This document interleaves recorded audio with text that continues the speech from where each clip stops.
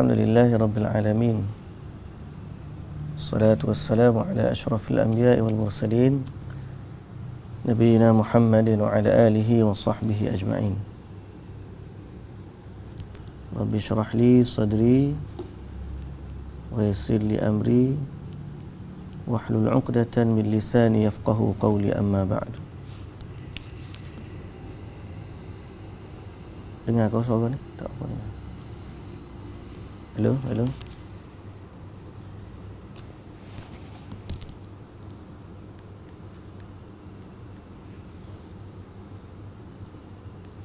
Wah, tak bunyi suara.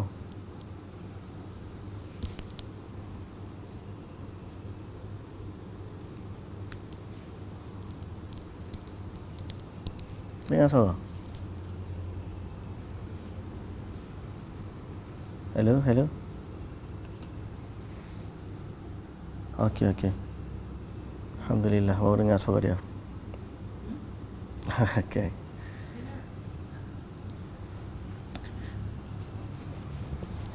Baik, alhamdulillah wassalatu wassalamu ala Rasulillah wa ala alihi wa sahbihi ajma'in, amma ba'du. Hari ini kita akan baca surah Ar-Ra'du bermula dari ayat 32.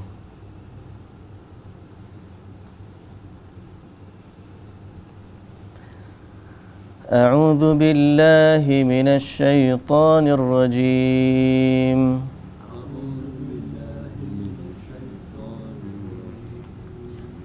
Bismillahirrahmanirrahim.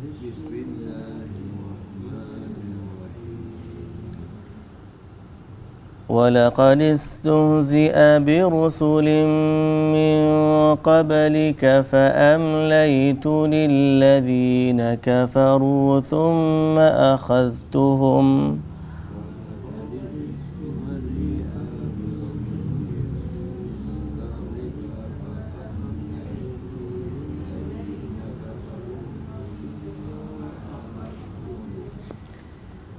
فَكَيْفَ كَانَ عِقَابِ.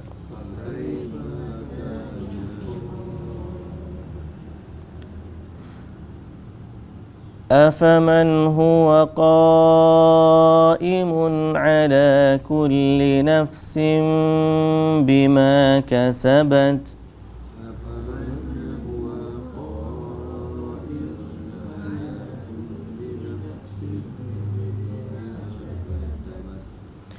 وَجَعَلُوا لِلَّهِ شُرَكَاءَ قُلْ سَمُّوهُمْ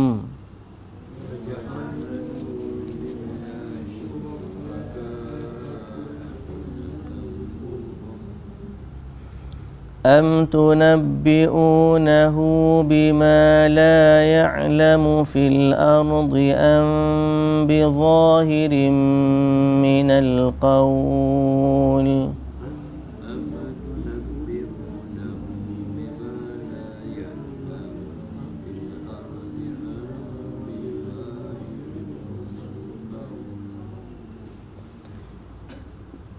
بَلْ زُيِّنَ لِلَّذِينَ كَفَرُوا مَكْرُهُمْ وَصُدُّوا عَنِ السَّبِيلِ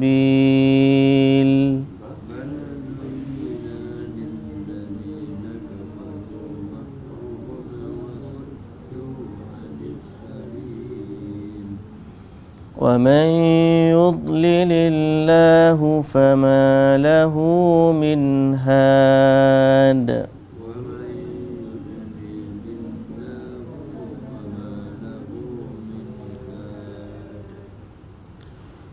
لهم عذاب في الحياة الدنيا ولعذاب الآخرة أشق.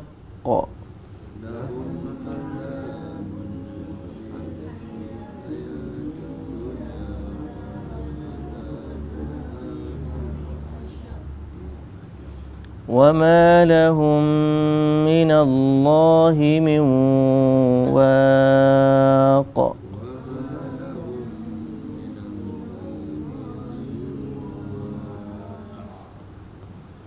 Baik, bismillahirrahmanirrahim.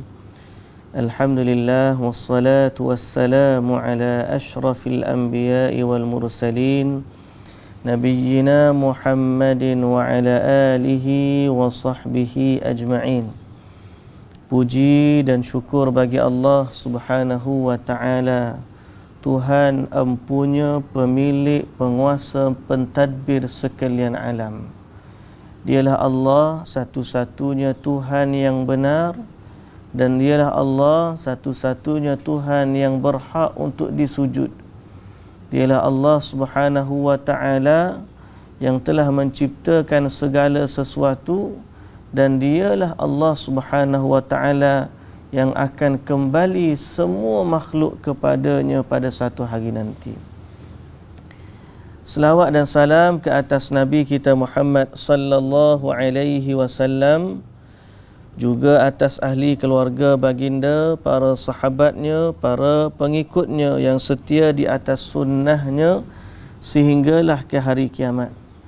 Selawat dan salam juga atas Nabi sallallahu alaihi wasallam sebagai tanda syukurnya kita kepada Allah dan terima kasihnya kita kepada Nabi sallallahu alaihi wasallam di atas dakwah dan di atas sifat Nabi sallallahu alaihi wasallam menyempurnakan risalahnya sehingga risalah Nabi sallallahu alaihi wasallam sampai kepada kita dan dijaga oleh Allah sampailah ke hari kiamat, insya-Allah, insya-Allah.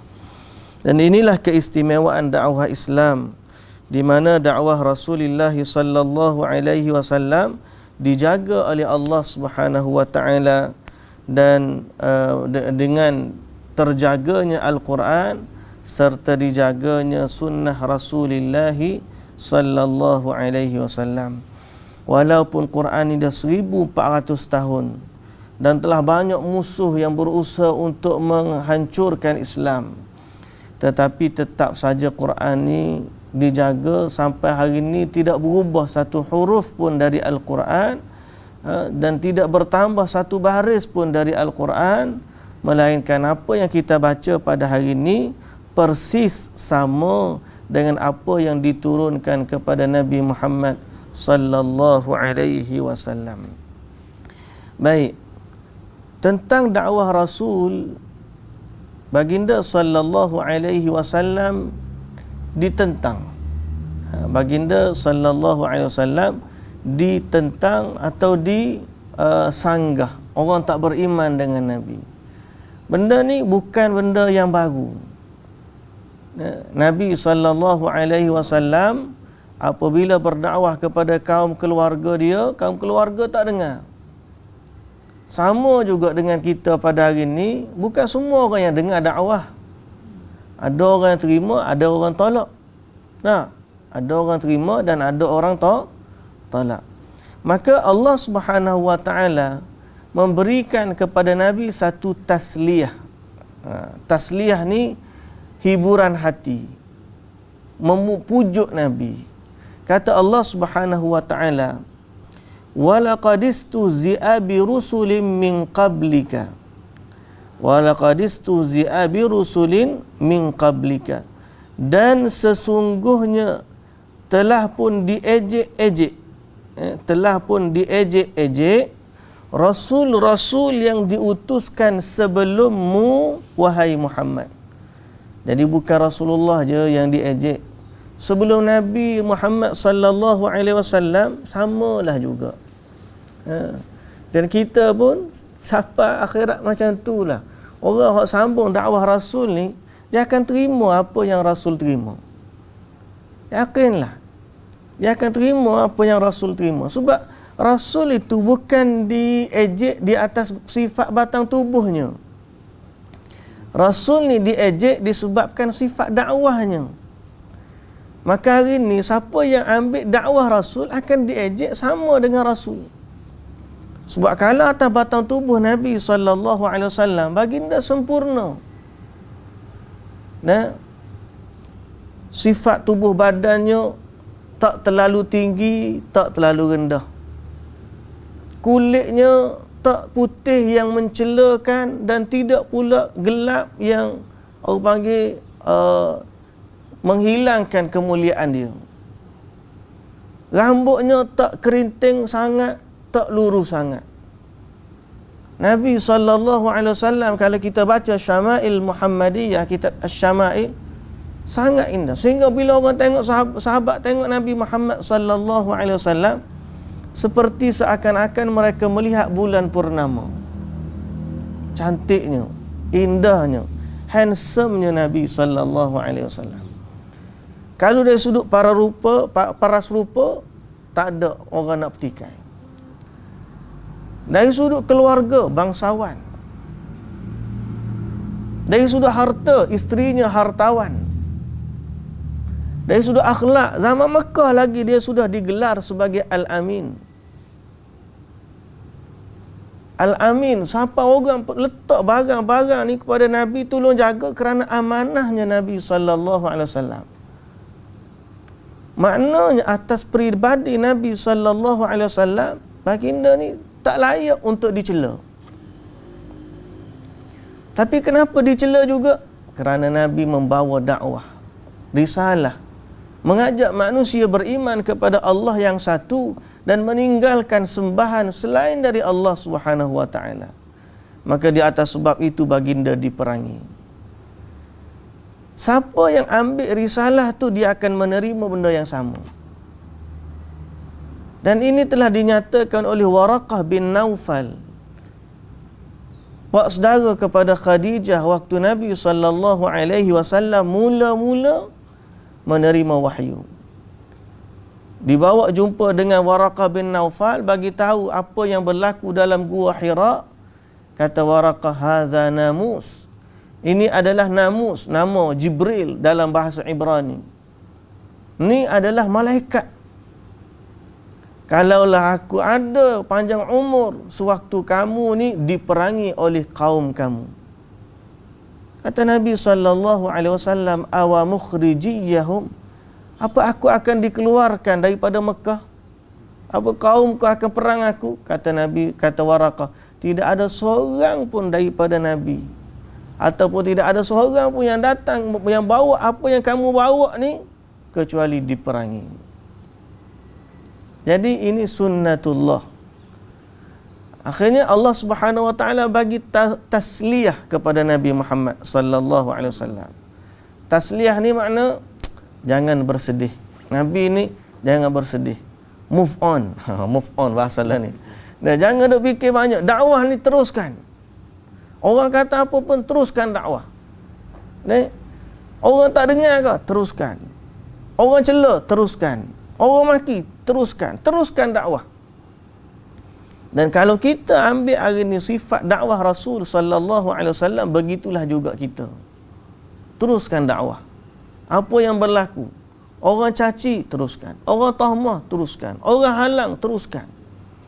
Pasal apa? Bukan kita yang menerima ujian sebegitu. Malah ujian kita pada hari ni tak setanding dengan ujian Nabi sallallahu alaihi wasallam. Nabi ni bukan sekadar ditentang, malah dia ni ancaman bunuh.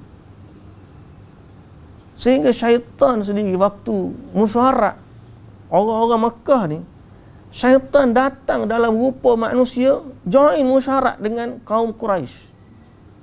Macam mana nak halang dakwah Rasul? Sampai akhirnya bila Abu Jahal bagi tahu, syaitan ni dia masuk nak bagi buah fikiran. Tapi ada lagi hak hebat daripada dia. Sampai Abu Jahal kata, kita pakat ambil 12 kabilah Quraisy, setiap orang hantar wakil pergi bunuh Muhammad sallallahu alaihi wasallam. Tapi Abu Jahal tak katalah sallallahu alaihi wasallam tu. Pergi bunuh Muhammad, sehingga bila orang nak tuntut bela, dia terpaksa cari 12 orang daripada kabilah. Dan di saat 12 kabilah bertanggungjawab, mereka tak boleh nak tuntut balas.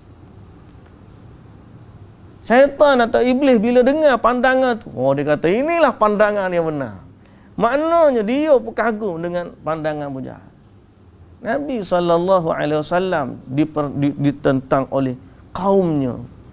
Iblis, pakak, semua ni nak tentang dakwah Nabi SAW. Yuriduna liyutfi'u nurallah. Allah, mereka nak memadamkan cahaya Allah. Wa ya'ballahu an yutimma nurahu walau karihal kafirun. Tapi Allah Ta'ala berkehendak, Allah enggan agamanya padam. Maka Allah berkehendak supaya agamanya sempurna walaupun orang kafir tak setuju. Akhir sekali Nabi SAW teruskan dakwah. Ini tasliyah. Kata Nabi, kata Allah kepada Rasul SAW, sesungguhnya Rasul-Rasul sebelum kamu pun diejek juga. Nabi Musa alaihi salam lawan Fir'aun. Nabi Isa, siapa pun ikat kena salib. Tapi Nabi Isa tak kenalah. Kaum dia nak bunuh dia. Allah selamatkan Nabi Isa alaihi salam. Allah ganti dengan orang lain yang muka seakan-akan supaya Nabi Isa, akhirnya dia disalib. Nabi Ibrahim lawan dengan Namrud. Okay. Nabi Nuh dengan kaumnya. Nabi Hud dengan kaumnya. Nabi Saleh dengan kaumnya. Semua nabi-nabi menghadapi cabaran.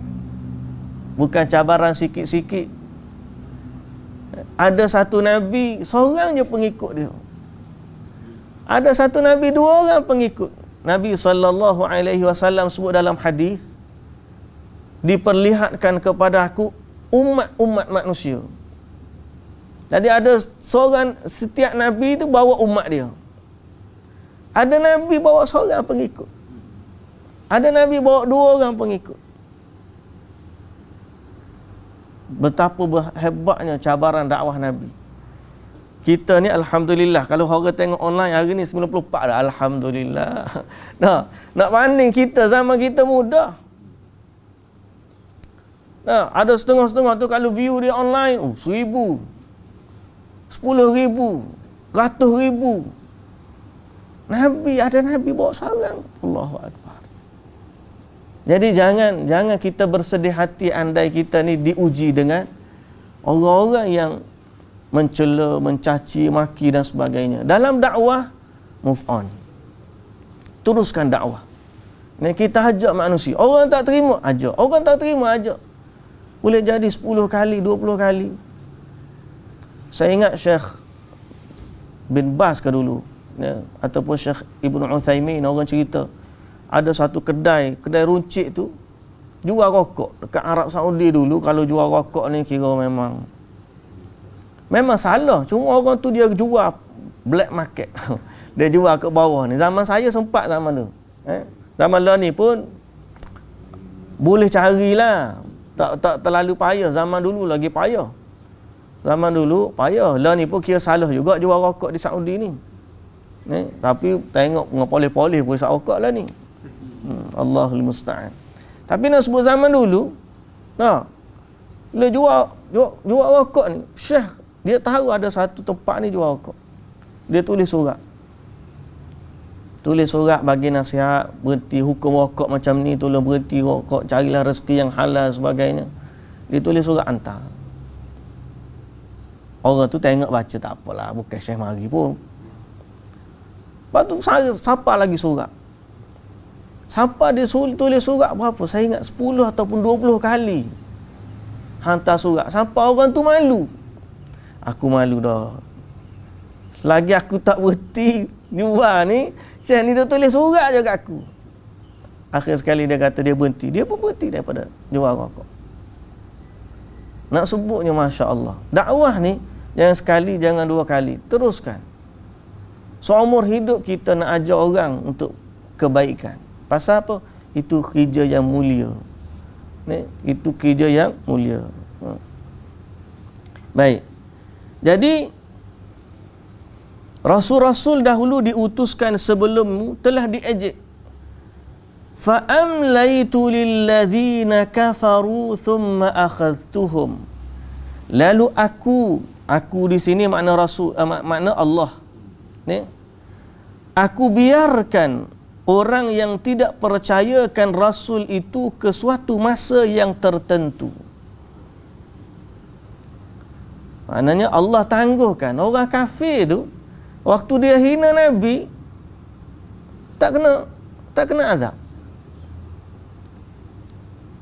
Allah tangguhkan. Sehingga satu masa tertentu. Sebelum sampai masa tu, tengok Allah kesiannya. Rasul diejek dia, orang tu duk bangga-bangga. Mana azabmu? Mana azab? Tak ada pun. Dia ejek Nabi, malah dia mencabar. Sehingga para sahabat zaman Nabi dulu tanya Nabi, mata Nasrullah, bila Allah nak tolong kita ni? Bila Allah nak tolong kita? Nabi bagi tahu dah Islam ni akan menang. Tapi sahabat kena uji Allahu Akbar. Bukan sekejap. Duk Mekah 13 tahun. Campur dengan Madinah sebelum pembukaan kota Mekah tahun 8 Hijrah, mana 8 tahun. 13 campur 8, 21 tahun. Sebelum pembukaan kota Mekah tu macam-macam diuji. 21 tahun dakwah Nabi sallallahu alaihi wasallam. Allahu Akbar. Jadi Allah tangguhkan mereka. Fa amlaitu lil ladzina kafaru. Takkan tak boleh kalau Nabi cakap je datang, kalau tak dengar datang bala terus. Boleh je, tapi 21 tahun tunggu menang. Pasal apa ni? Sebab ujian Allah. Allah nak bagi kepada manusia ujian. Orang kafir tu, dia tak rasa cash apa yang dia buat. Tak. Allah tangguhkan. Allah bagi lagi nikmat. Kan saya dah sebut ayat, fala tu'jibka amwaluhum wala auladuhum. Jangan kamu kagum dengan harta mereka, anak-anak pinak mereka.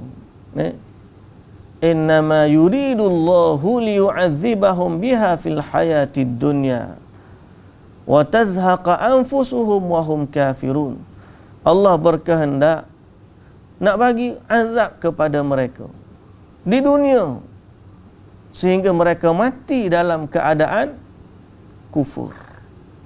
Allah bagi. Jadi sebab tu kita ni dengan agama ni kena ada sikap minta petunjuk dengan Allah Subhanahu Wa Taala agar ditetapkan hati. Kadang-kadang berlaku sesuatu dalam hidup kita ni, Allah biar je. Allah biar je. Tengok mu nak buat macam mana. Kita nakal ke, kita baik ke? Allah Ta'ala sebut wahadainahun najdain. Kami tunjuk pada manusia dua jalan. Kami tunjuk pada manusia dua jalan. Maknanya dia nak buat baik pun boleh, dia nak buat buruk pun boleh. Tak ada orang nak curi, tiba-tiba waktu nak curi kaku tangan dia, tak boleh nak ambil barang yang dia nak curi. Tak ada orang yang nak melihat benda-benda yang tak baik, tiba-tiba waktu dia nak lihat, tengok mata, gelap mata, tertutup pandangan dia. Tak ada. Tak ada orang nak minum arak, tiba-tiba arak tu minum jadi tawar rasa, macam minum air kosong. Tak ada. Allah benar je nak buat apa yang dia nak buat. Pasal apa? Dunia ni Allah berkehendak nak uji manusia. Dan sebab itulah kita sebagai orang beriman sekalipun tetap akan diuji oleh Allah. Kalau Nabi SAW diuji, maka pengikut dia pun akan diuji. Akan diuji. Hari ni orang di Perancis, ujian dia nak mempertahankan agama Allah. Saya tengok wanita berhijab di Perancis ni sedih. Ada satu video ni kena tendang, kena sepak dekat publik, tengah bawa anak troli ni, orang datang belakang tendang, sepak, rebah tu sepak lagi. Pasal apa? Sebab dia pakai hijab. Dia uji. Kita ni ujian cara lain pula. Sebab tu kita kena banyak doa. Antara doa yang Nabi SAW, Allahumma inni a'udzubika minal hauri ba'dal kaur. Kita pernah sebut doa ni, tapi kita kadang lupa. Aku berlindung dengan Allah, ya Allah, aku berlindung denganmu daripada aku berubah jadi tak baik selepas jadi baik. Wa a'udzubika minas salbi ba'dal ata. Aku minta berlindung daripada buruk setelah engkau bagi hidayah. Itu yang kita paling bimbang. Allah bagi dah ilmu, kefahaman, tapi kita jadi Allah. Kena minta berlindunglah dengan Allah. Saya sendirilah minta tolong-tolong pakak-pakak kita sama-sama doa agar Allah Subhanahu Wa Taala jaga kita. Kadang-kadang ujian ni nak suruh kita ni dekat dengan Allah Subhanahu Wa Taala. Baik. Jadi Nabi ni macam itulah. Kemudian kata Allah, aku timpakan kepada mereka dengan azab, maka tidaklah terperi seksanya azabku itu. Jadi kesudahan bagi orang yang menentang dakwah Rasul, apa yang berlaku? Dia akan diazab oleh Allah Subhanahu Wa Taala. Fa kaifa kana iqab. Lalu Allah Subhanahu Wa Taala kata dalam ayat yang seterusnya, afaman huwa qaimun ala kulli nafsin bima kasabat. Setelah diketahui demikian, maka tidaklah patut disamakan Allah, Tuhan yang maha berkuasa, mengawasi tiap-tiap diri dan mengetahui akan apa yang telah diusahakan oleh diri-diri itu. Tidaklah patut disamakan Allah dengan makhluk yang tidak bersifat demikian. Jadi setelah daripada apa yang Allah Ta'ala sebut sebelum daripada ini, dari sudut kenikmatan, dari sudut wahyunya, dari sudut kekuasaan, segala apa yang Allah Ta'ala sebut, maka Allah Ta'ala kata, afaman huwa qaimun ala kulli nafsin bima kasabat. Apakah mereka nak samakan Allah dengan sesuatu yang tak sama dengan Allah? Allah ni maha berkuasa, mengawasi tiap-tiap diri, mengetahui akan apa yang telah diusahakan oleh diri-diri tersebut. Tiba-tiba mereka samakan Allah dengan sesuatu yang tak mendengar, tak melihat, tidak mengetahui, malah tidak hidup. Batu patung berhala. Maka tidak layak untuk disamakan Allah dengan perkara-perkara itu. Okey, tak patut. Wa ja'alu lillahi syuraka'a qul sammuhum. Okey, dalam pada itu mereka yang kafir telah menjadikan beberapa makhluk sebagai sekutu bagi Allah. Katakanlah wahai Muhammad, adakah kamu hendak memberitahu kepada Allah akan apa yang tidak diketahuinya di bumi? Apakah engkau nak bagi tahu kepada Allah apa yang Allah tak tahu di bumi? Apa maksudnya apa? Kamu nak bagi tahu tentang Allah, tentang apa yang Allah tak tahu? Tak ada benda tu, tak ada. Jangan kamu rasa Allah Ta'ala tak tahu. Okey? Am tunabbi'unahu bima la ya'lamu fil ardi am bi zahirin minal qaul. Ataupun adakah kamu menamakannya dengan kata-kata yang lahir, sedang hakikatnya tidak demikian? Bidhannin minal qaul, qala ad-Dhahhak wa Qatadah, bibatilin minal qaul, ay innama abadtum hadhil asnam bidhannin minkum annaha tanfa'u wa tadur. Dalam tafsir disebut, apakah kamu nak bagi tahu bahawa bila kamu menamakannya dengan kata-kata yang lahir, disebut sini. Kata-kata yang lahir. Dalam tafsir disebut bibatilin, kata-kata yang batil, ataupun adakah kamu menamakannya dengan kata-kata yang batil? Disebut situ apa? Yang zahir. Zahir apa? Zahirnya kebatilan. Itu maksudnya. Yang zahir dari perkara batil. Apa yang batil? Bahawa mereka menyembah patung berhala itu dalam sangkaan patung berhala itu boleh memberikan manfaat ataupun mudarat. Okay? Bal zuyyina lilladzina kafaru makruhum. Dan orang kafir itu, okay, bahkan sebenarnya telah diperhiaskan oleh iblis bagi orang-orang yang kafir itu akan kekufuran dan tipu daya mereka terhadap Islam. Tapi apa yang berlaku? Syaitan menampakkan inilah baik. Moleknya kamu buat ni. Kamu lawan Muhammad, betul.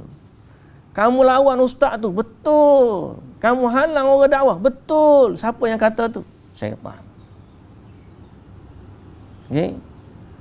Menghalang orang daripada dakwah digambarkan sebagai perkara baik. Hai, bahaya.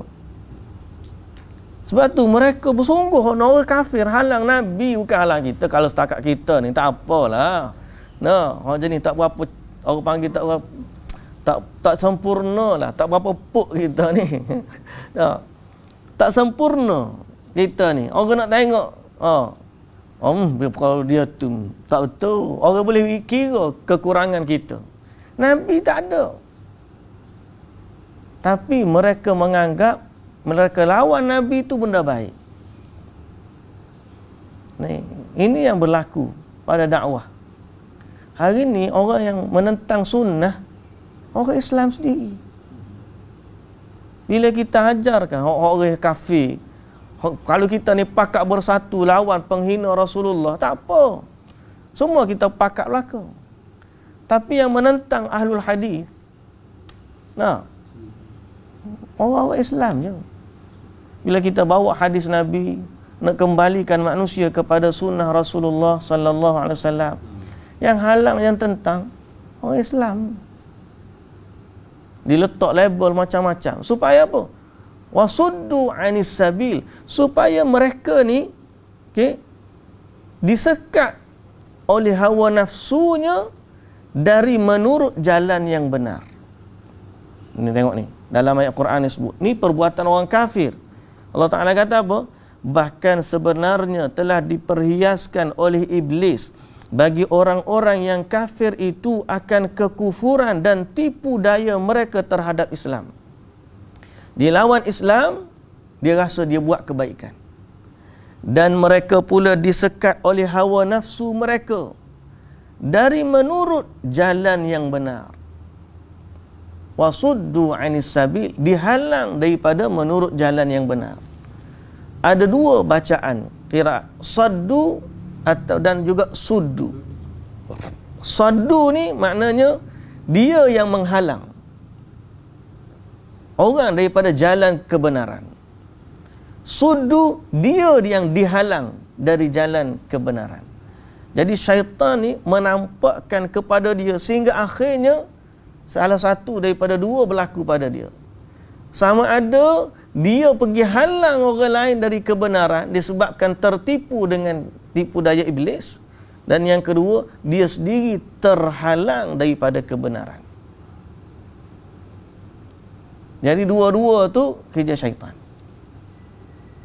Pertama, menghalangi orang dari kebenaran. Dan begitulah juga kalau dia ikut hawa nafsu, dia sendiri akan terhalang dari kebenaran. Yang ni kita tak nak. Janganlah Allah Ta'ala ni halang kita dari kebenaran. Janganlah syaitan tipu kita sehingga terhalang kita dari kebenaran. Minta petunjuk dengan Allah. Bangun pagi-pagi di awal baca doa iftitah. Allahumma rabba Jibrail wa Mikail wa Israfil fatiras samawati wal ardi alimal ghaibi wasyahadah anta tahkumu baina ibadika fima kanu fihi yakhtalifun ihdini lima ikhtulifa fihi minal haqqi biidnik fa innaka tahdi man tasha'u ila siratim mustaqim. Ya Allah, tunjukkanlah aku petunjuk yang benar, jalan yang lurus. Lima ikhtulifa fihi, apa yang dipertikaikan, diperselisihan, tunjukkanlah aku kebenaran daripadanya. Lima ikhtulifa fihi minal haqqi biidnik, tunjukkan aku kebenaran yang diperselisihkan. Orang ada selisih A, orang ni kata B, orang ni kata C. Orang mana satu tahu ya Allah yang benar. Minta dengan Allah, ya Allah, tunjukkanlah aku kebenaran. Okey? Tunjukkanlah aku kebenaran. Semalam kan saya cerita tentang biarawati yang masuk Islam tu. Padahal dia benci kepada Islam, dia biarawati. Tapi akhirnya bila dia buka minda dia sikit, dia nak kaji Islam daripada sumbernya sendiri. Sekali dia memberanikan diri untuk datang kepada Al-Quran. Dia dapat hidayah. Usaid bin Hudayr dengan Sa'ad ibn Mu'adh radhiyallahu anhuma. Dua orang ni adalah pembesarnya Madinah. Zaman mula-mula Nabi SAW hantar utusan dakwah ke Madinah, duta Nabi siapa dia? Duta Nabi SAW, Mus'ab bin Umair. Mus'ab bin Umair dihantar ke Madinah ajar orang tentang Islam. Datang Usaid bin Hudayr, datang Sa'ad ibn Mu'adh, datang halau Mus'ab, kamu balik ke Mekah, jangan dah ajar benda-benda ni bak kami. Marah dia. Tapi Usaid bin Mus'ab bin Umair kata apa? Kamu dua orang ni orang cerdik, orang pintar. Apa salahnya kalau kamu dengar dulu apa yang aku nak kata? Andai kata apa yang aku kata salah, kamu tolak, tinggalkan aku. Tapi kalau andai kata apa yang aku bagi tahu ni benar, terimalah dia. Akhir sekali, dia pun kata baca, bagi tahu apa kamu nak bagi tahu. Masa tu yang pergi Sa'ad ibn Mu'adh. Usaid bin Hudayr duduk tunggu. Kalau tak silap saya, salah seorang lah. Lepas Mus'ab bin Umair baca, dia berubah. Sehingga dia kata tak apalah. Dia terima Mus'ab bin Umair. Dia balik kepada kawan dia. Kawan dia kata, dia datang kepadaku dengan wajah yang lain daripada dia pergi tadi. Pasal apa? Hatinya menerima kebenaran. Jadi jangan halang daripada dengar. Kita dengar Quran, kita dengar hadis. Orang-orang yang tidak beriman, mereka ni kena dengar Quran. Kita yang dah beriman pun senantiasa dengar Quran. Kan saya sebut semalam, biarawati tu cakap, Irene gapo nama dia, sama di Indonesia, bahasa Indonesia. Orang Kristian buat kajian, umat Islam yang faham Quran ni 2%-nya. 2% yang faham Quran, yang boleh bezakan Quran dengan syair. 2%. Saya pernah cerita ke tuan-tuan dulu, waktu hari 26 Disember 26 Disember kan, berlaku tsunami Aceh kan. Maka dia sebutlah 26 sekitar dulu kita pernah dapat mesej tu kan. 26 tu dapat gini-gini pula tu. Jadi dia marilah pokok ustaz ni share dalam grup ustaz.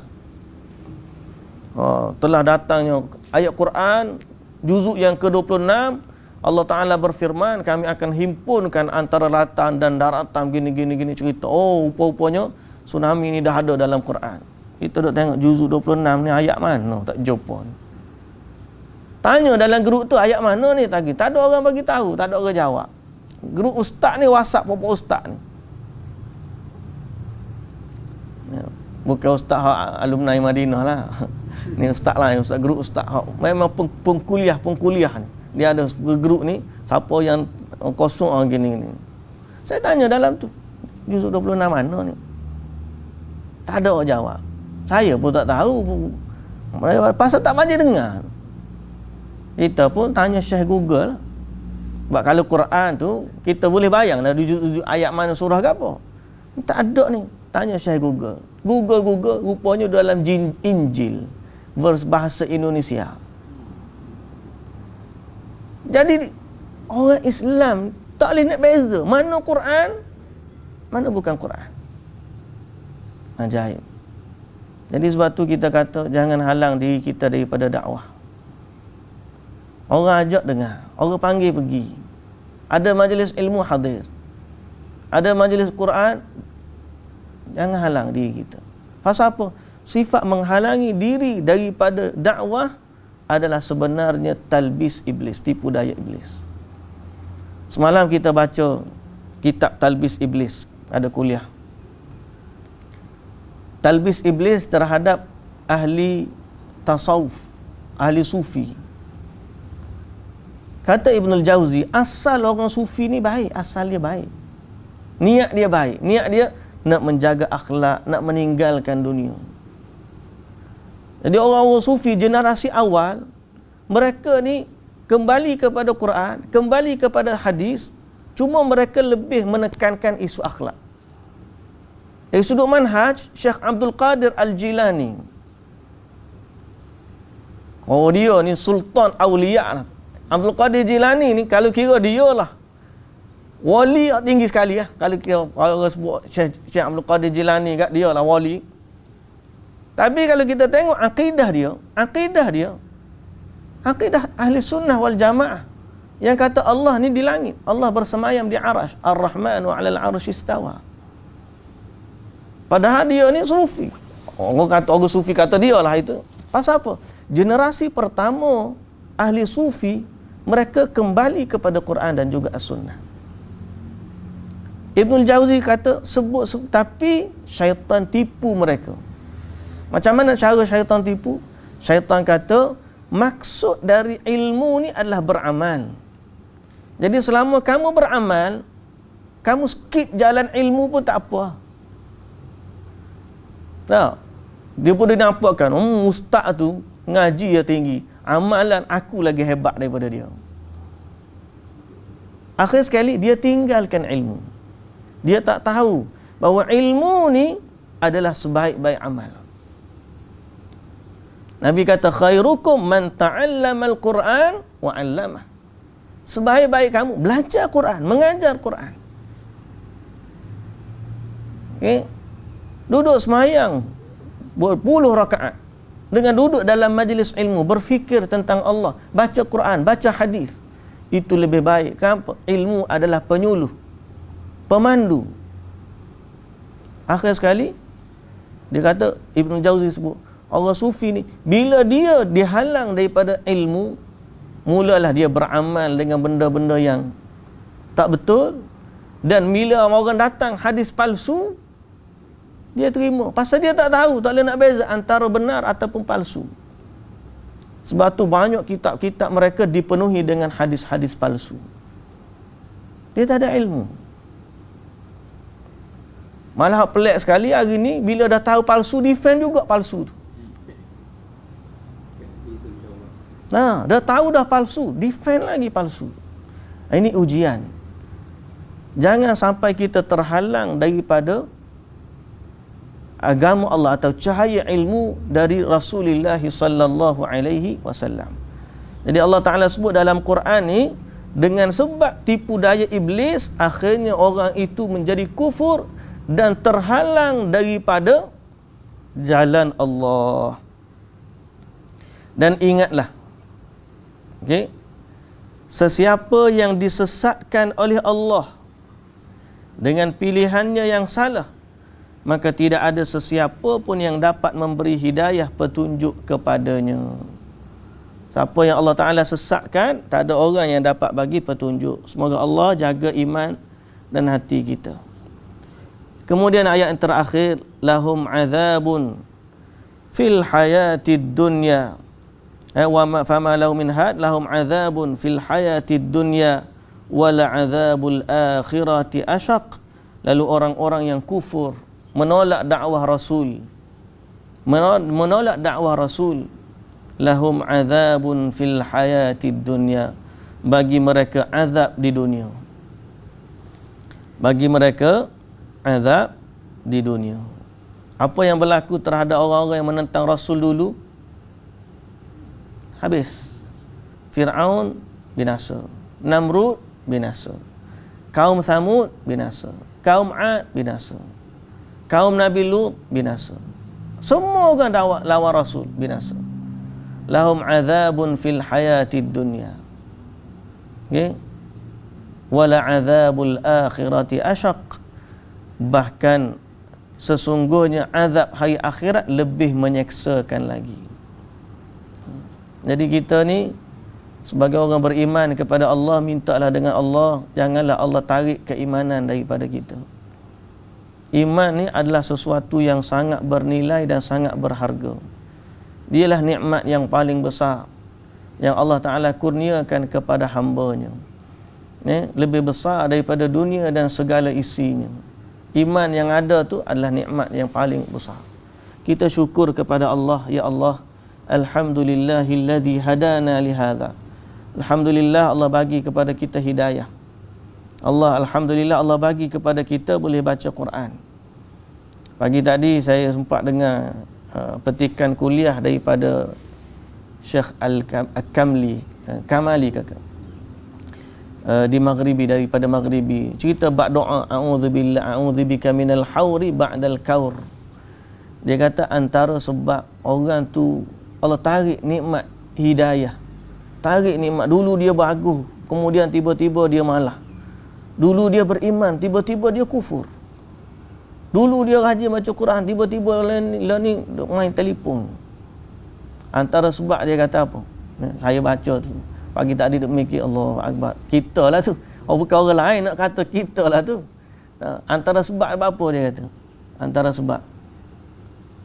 Antara sebab Allah tarik nikmat, selain daripada kita kufur dengan apa, kufur nikmat lah, kalau kata kufur, tak syukur dengan apa yang Allah Ta'ala, adalah kadang-kadang disebabkan kita menyandarkan nikmat tu kepada kita. Oh, aku baik ni bukan sebab orang lain, sebab aku baik. Kita rasa kita ni bagus sebab kita baca Quran semua. Kita rasa kita bagus sebab kita ni buat baik begitu. Kita rasa kita bagus sebab buat baik gini. Kita rasa kita buat baik tu sebab kita. Padahal tak ada kebaikan pun pada kita melainkan dari Allah. Setiap kali kita buat baik, kita kena kata alhamdulillah. Kita boleh sedekah, alhamdulillah, terima kasih ya Allah aku boleh sedekah. Pasal apa? Kalau Allah tak bagi rezeki kepada kita, kita tak akan dapat sedekah. Kita boleh baca Quran ni, Allah bagi hidayah, alhamdulillah ya Allah engkau bagi hidayah kepada aku boleh baca Quran. Kita dapat belajar tinggi-tinggi, alhamdulillah, terima kasih ya Allah. Kita diberi kefahaman dengan agama. Kita diberi kefahaman dengan sunnah Nabi. Alhamdulillah ya Allah engkau bagi aku faham. Banyak lagi orang tak faham. Kita kata alhamdulillah. Jangan kita sombong dengan nikmat yang kita ada. Bila kita menyandarkan nikmat tu pada kita, kita tengok orang yang jahil, oh dia jahil, aku tak. Tak boleh. Kita mesti tengok orang yang belum lagi menerima hidayah dengan pandangan rahmat. Ya Allah bagilah hidayah kepada dia. Ya Allah bagilah petunjuk kepada dia. Doakan mereka. Kita bimbang apa? Bila kita rasa nikmat tu duduk pada kita, dengan sebab kita, Allah tarik nikmat tu. Ni, jangan begitu. Semoga Allah Subhanahu Wa Taala menjaga diri kita daripada azab api neraka, dan Allah menjaga nikmat yang Allah Taala bagi kepada kita. A'udzubillahi minal hauri ba'dal kaur. Ya Allah, aku berlindung daripada tergelincir setelah daripada engkau bagi petunjuk. A'udzubika minas salbi ba'dal ata. Aku minta berlindung daripada as-salbi, ni sebut keburukan, ba'dal ata, setelah engkau beri kebaikan. Memang ayat ni kita baca tentang orang kafir yang lawan Tuhan, tapi isunya ialah mereka terhalang daripada kebenaran. Jadi orang Islam pun kalau mereka ada sifat yang sama, habis. Tidak ada jaminan keselamatan daripada kita untuk mati dalam keimanan, melainkan kita yang kena minta dengan Allah dan kita jaga iman kita sampailah akhir hayat kita. Semoga Allah Subhanahu Wa Taala mematikan kita dalam keimanan dan menjaga amal ibadat kita, dan Allah menerima daripada kita semua yang kita lakukan, serta Allah mengganjarinya dengan kebaikan. Insya-Allah besok kita sambung ayat berkenaan dengan balasan bagi orang-orang yang beriman. Insya-Allah itu balasan syurga. Wallahu ta'ala alam. Subhanakallahumma wa bihamdika asyhadu an la ilaha illa anta astaghfiruka wa atubu ilaik. Aqulu qawli hadza wa astaghfirullahal azim li wa lakum. Wassalamu alaikum warahmatullahi wabarakatuh.